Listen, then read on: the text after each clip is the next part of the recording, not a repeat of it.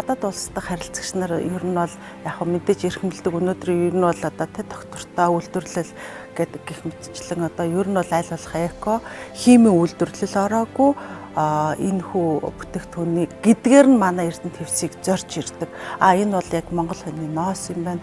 Хонь нь өөрөө химийн бордоо тижэл идээгүй, хонь нь өөрөө байгалийн бэлчээр одоо нүүдэлдэг бэлчээр ашигладаг. За тэгээд одоо хоньны ноосыг нь аваад боловсруулж байгаа үйлдвэр маань өөрөө яг 100% цэвэр ноосоор үйлдвэрлэл хийгээд твсээ гаргаад ирж байна. Энэ үйлдвэр маань хаягдлаа одоо ноосныхаа хаядлыг боловсруулаад дахин бас ахаад өөр бүтээгдэхүүн хийчихэж байна. Ерөнхийдөө энэ одоо Эрдэнэ твс гэдэг энэ компани үйлдвэрлэж байгаа одоо бүх бүтээгдэхүүнээс байгальд одоо учирж байгаа хор хохирол ер нь бага юм байна. Байгальд олон мянган жил одоо уусахгүй үлддэг юм байдгүй юм байна гэдэг утгаар нь одоо манай компаниг зорж ирдэг. Монголын энэ одоо Монгол хоньны ноосоор хийсэн твсийг яг зорж уурж худалдаа авдаг.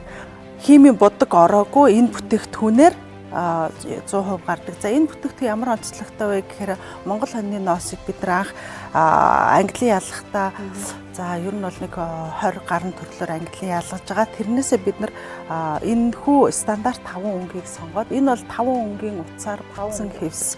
Энэ 5 өнгийн стандарт өнгийг одоо бидний стандартыг батлаад үйлдвэртээ ер нь бол одоо бараг 20 жил болж байна.